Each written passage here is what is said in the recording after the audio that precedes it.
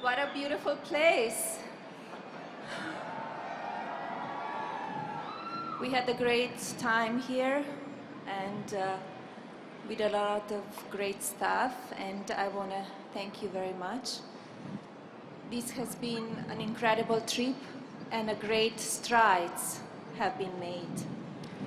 My husband worked very hard on behalf of our country, and I'm very proud of him. This trip has also been incredible for me as First Lady. In Saudi Arabia, I visited children at a local school and a call center with all-female employees.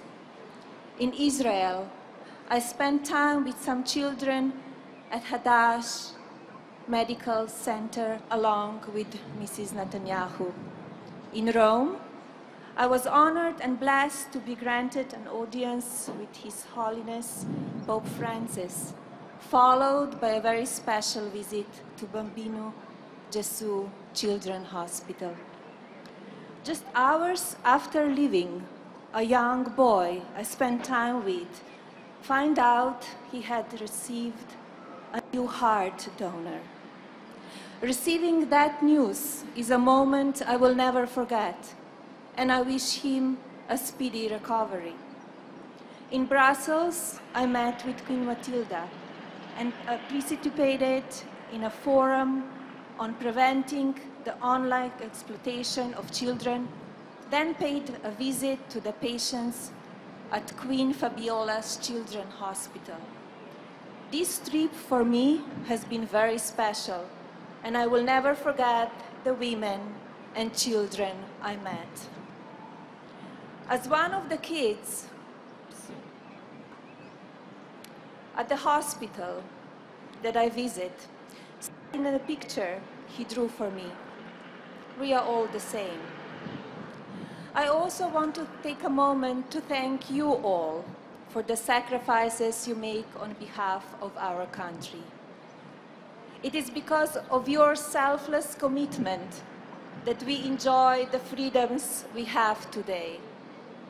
And to the families who endure time apart or constant moves to the base, your sacrifices do not go unnoticed or unappreciated. Thank you, and God bless you.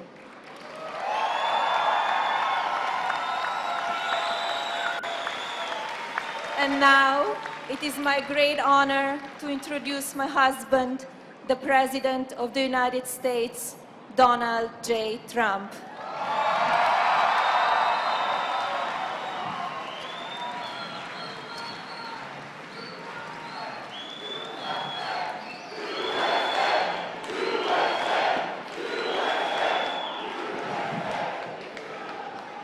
I've got to get the lipstick off, is it on? Thank you, honey. Thank you both. That's great. And I'm trying to figure out who's in that helicopter that's coming in. It may be Prime Minister Abiy. It may be Justin from Canada. Great people. We made a lot of good friends this week, I'll tell you. A lot of good friends. They're good people. America is very blessed with a lot of great diplomats, and I have to say this as she just walks over here. But I don't think the United States could possibly have a better emissary than our magnificent and wonderful person, our First Lady, Melania. Thank you. Thank you. The countries of the world have a large number of disagreements, but they all agree with me on that one. That I can tell you. So everywhere we go, it's the same old story. So great job. And you know, we've been gone for now a long time. Everywhere I go. But we have been gone for close to 9 days. This will be 9 days. And I think we hit a home run no matter where we are. We're thrilled to be here right now, and we're getting on that very big plane. We're heading back to Washington in the United States. But to be with you at our great Naval Air Station is wonderful. I can think of no better way to conclude our first foreign trip than to spend the time with you right here, with the incredible men and women of the United States Navy, and with all of our brave soldiers, sailors, airmen, and Marines, and our great civilians who support them, right? A very proud nation salutes you. A very, very proud nation. I'll tell you what, we are very, very proud of you. Every single day you protect the safety and security of the American people and provide a symbol of hope, freedom, and justice for the world. To our friends and allies, you are the ultimate reassurance. To our enemies, you are the ultimate deterrent. You're the metal spine forged out of the fires of American strength. And you notice how much stronger we're getting? Have you feeling it? Are you feeling it? All that new equipment is coming in. You saw what we did with our military budget, way up. Took a little heat on that one, but it's okay with me. You are the men and women who make up the most powerful military in the world. And under my administration, as you know, you've seen it, right? Under my administration, stronger and stronger every single day. I want to thank Captain Brent Trickle for leading the American presence at the hub of the Med. You know what that is, right? The hub of the Med. Captain Trickle, considering everything your team has done to prepare for this visit, and you really have done a lot, I've seen it, feel free to sound Liberty Call as soon as wheels are up, okay? That sounds, maybe I'll stay down with you and celebrate together and just wave. But before going any further, I also want to express on behalf of the United States our gratitude to our Italian and NATO allies here today. We have a lot of them. You're stationed at the crossroads of the Mediterranean, working side by side with Americans to confront the threats associated with the tremendous violence, suffering, and instability across North Africa and the Middle East. To every service member from Italy, from a NATO country, we want to thank you for your friendship and for partnering with us in the fight to defeat terrorism and protect civilization.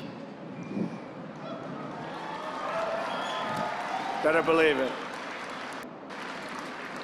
Terrorism is a threat, bad threat, to all of humanity, and together we will overcome this threat. We will win.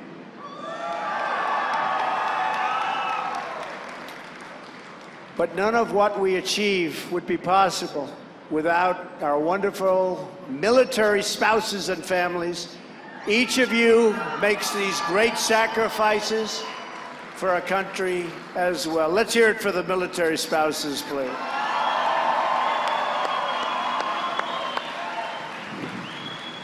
We will always support you, and we will never, ever forget you, that I can tell you. There is one more very special group I have to thank, and that is our 8th grade students right here in Sigonella. Where are they? Oh, here they are. I've been hearing a lot about you. In January, the 8th grade class at Sigonella came all the way from Washington to march in my inaugural parade, right? Look at you. They're all so happy, young. You're going to have a great life, right? Great life. Thank you very much. And I have to say, are you all glad you did it? Thank you, honey. It's an image I will always remember, your smiling faces right out in front of the White House, carrying that great, big, beautiful American flag, right? Thank you, kids. You traveled all the way from Italy to support my inauguration. So today, I'm glad to be here, and I traveled a long way to support you, and it's my honor. Thank you very much. Military children also make great sacrifices for their country, and I want you all to know that America is so proud of you. As you know, I was here in Sicily to attend very important summit meetings, the meeting of the G7. It was a tremendously productive meeting where I strengthened America bonds. We have great bonds with other countries. And with some of our closest allies, we concluded a truly historic week for our country. Our travels took us to some of the holiest sites in the three Abrahamic religions and to gatherings of both America's oldest and newest friends. We traveled the world to strengthen long-standing alliances and to form a new partnership among nations devoted to the task of eradicating the terrorism that plagues our planet.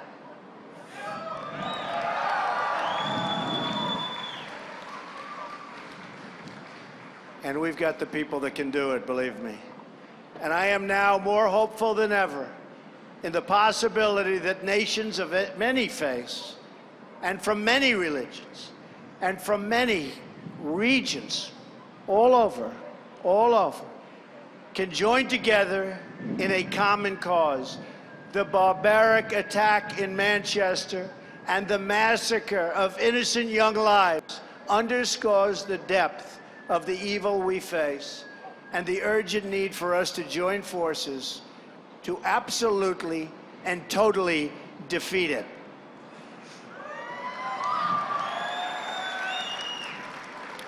I met with Prime Minister May and expressed the absolute solidarity of the American people. And just yesterday, Coptic Christians in Egypt were viciously gunned down in another vile terrorist attack, one that took the lives of beautiful Egyptian children and others. These murderous attacks grieve our souls, but they also steal, and I mean steal like in steel, our resolve. Together, civilized nations will crush the terrorists, block their funding, strip them of their territory, and drive them out of this earth. My first visit during my travels took me to Saudi Arabia, where I had the honor of participating in a historic summit with the leaders of more than 50 Muslim and Arab nations, hosted by King Salman, a wise leader who expressed his strong desire to work with the United States not only to confront terrorism, but also the extremist ideology behind terrorism. The nations of the Middle East have endured one terrorist attack after another, and I called on them to take on the burden of fighting this evil that has killed so many innocent Muslims. During this unprecedented gathering, we opened a new center to combat extremist ideology, launched a task force to block funding for terrorists, and agreed to massive economic development deals, the likes of which there has never been, that will create hundreds of thousands of jobs in the United States, building the equipment that has just been ordered by Saudi Arabia. We also further isolated the Iranian regime over its hostile and destabilizing actions and reaffirmed that Iran must never be allowed to obtain, under any circumstances, a nuclear weapon. I was deeply encouraged to hear from the leaders of many Muslim and Arab nations that they are ready to take on a greater role in combating terrorism and providing young Muslims in their region with a future of safety and a future of opportunity. Next, I went to Jerusalem, where I reaffirmed our unbreakable bond with the State of Israel.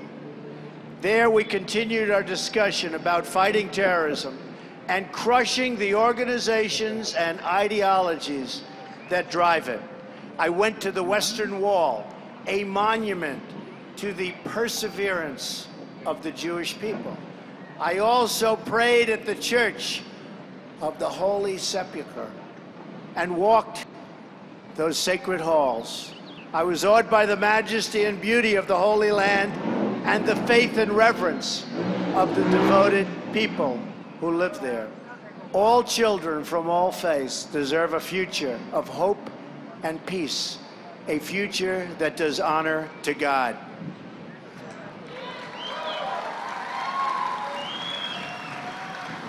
I visited Bethlehem, a city so precious to so many, and met with the Palestinian leader, President Abbas. He assured me he is willing to reach for peace with Israel in good faith, and I believe he will. And Israeli Prime Minister Benjamin Netanyahu assured me that he too was ready to reach for peace. He's a friend of mine, and he means it. From Israel, we came to Italy. In Rome, I was inspired by the beauty of St. Peter's Basilica, and even more inspired by meeting with Pope Francis. And a great talk. It was truly an honor to meet the Pope and to pray for peace on those hallowed grounds. Then I traveled to 2 summits with our key allies. First, at a NATO summit in Brussels, where we agreed to improve the burden sharing among members of our alliance and to further confront the shared threat of terrorism. Other member nations must pay more.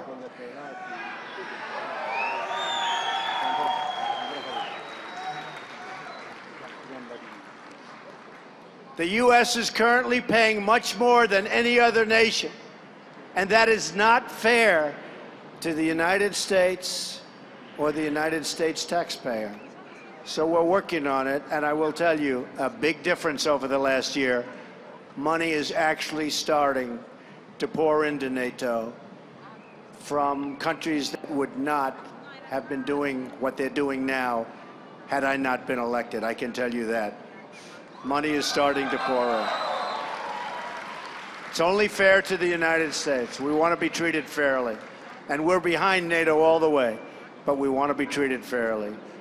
All of us will be more safe and secure if everyone fulfills their obligations the way they're supposed to, right? Look at this man, he's over there. He's agreeing with me 100%. Most people agree with him. Next, I attended the G7 right here in Sicily and made great progress toward very, very vital goals. I laid out my vision for economic growth and fair trade in support of good-paying jobs and even great-paying middle-class jobs and more.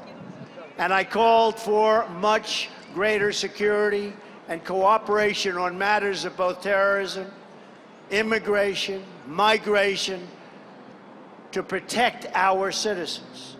From Saudi Arabia to Israel to NATO to the G7, we made extraordinary gains on this historic trip to advance security and prosperity of the United States, our friends, and our allies.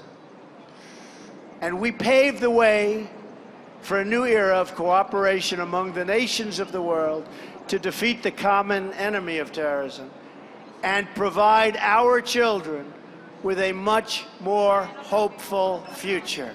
You're going to have a great, great future. You're going to have a safe future because of your parents and other people in this room.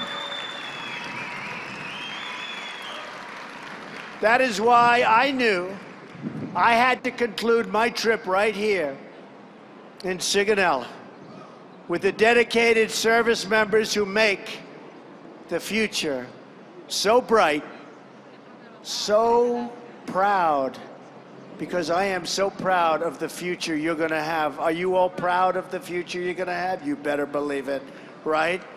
Dad, Mom, we're all proud of it.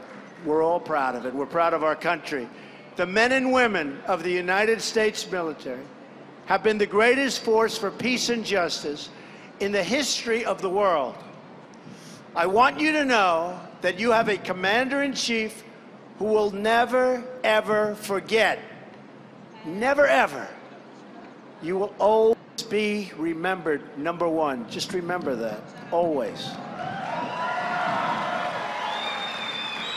I will give you my complete and unshakable support.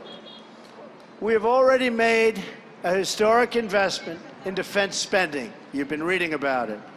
Because we believe in and you know this. What's the expression? Peace through strength. Peace through strength, right? You'll understand that when you get a little bit older. Peace through strength, and that's what we're going to have. We're going to have a lot of strength, and we're going to have a lot of peace. We will buy the planes, the ships, vehicles, and equipment you need to get your job done and to come home safe and sound back to your families.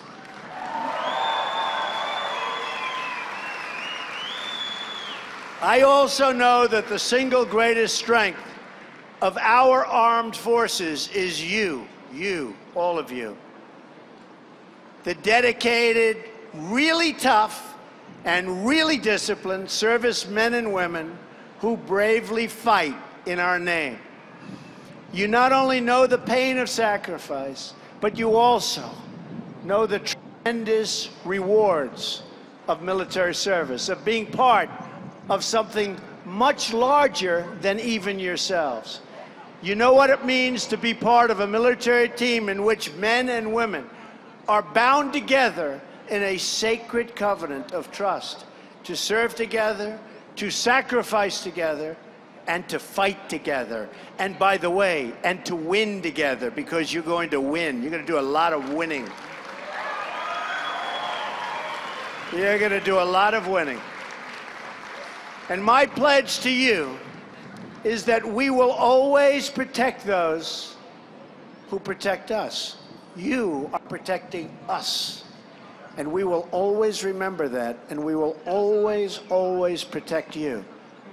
Americans fought and died to liberate Europe from the evils of Nazism. You know that. And fascism.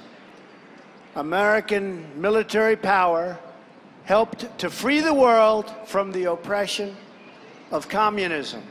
And today, Americans like you are battling the sinister forces of terrorism throughout the Middle East, North Africa, and the world. American military history is rich with noble traditions, harrowing missions, and selfless heroes like your parents. But at its core, the moral of the story is always the same. It is the story of good overcoming evil.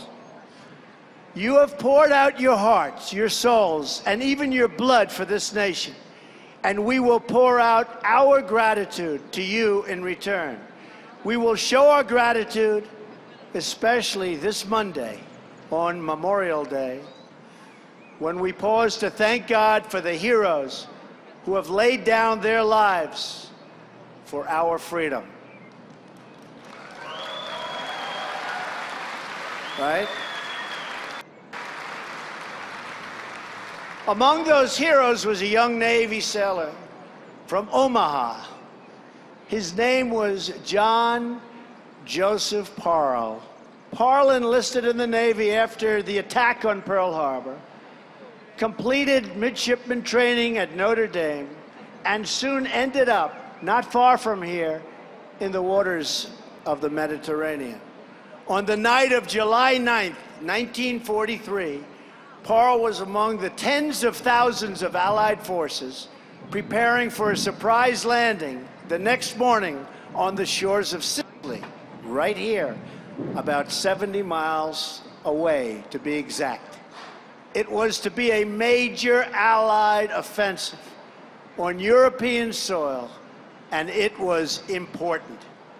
On a ship, cloaked in darkness, just 6 miles offshore, Parle and others noticed that a smokescreen device had caught fire in a small boat staged to support the landings.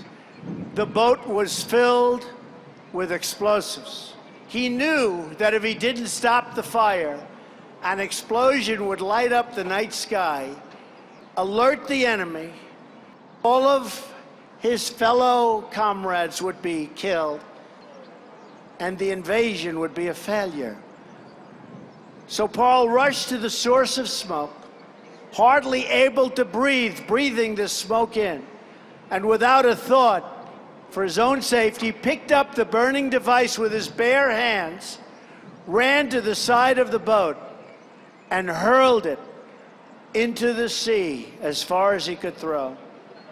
In that decisive moment, Paul didn't hesitate. He acted. And in that act, he helped ensure the success, not only in the savings of his friends and those lives, but of the Allied landing itself, which turned out to be a very, very important victory. So the Allied forces went on to win the Sicily campaign. Critical in their ultimate victory was Paul.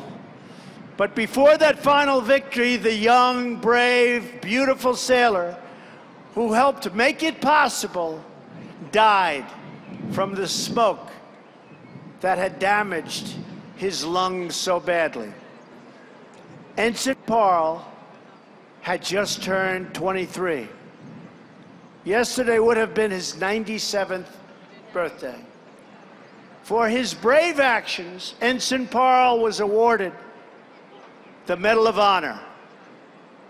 This Memorial Day, we remember him and all the brave men and women like him who give their last breath in defense of our country.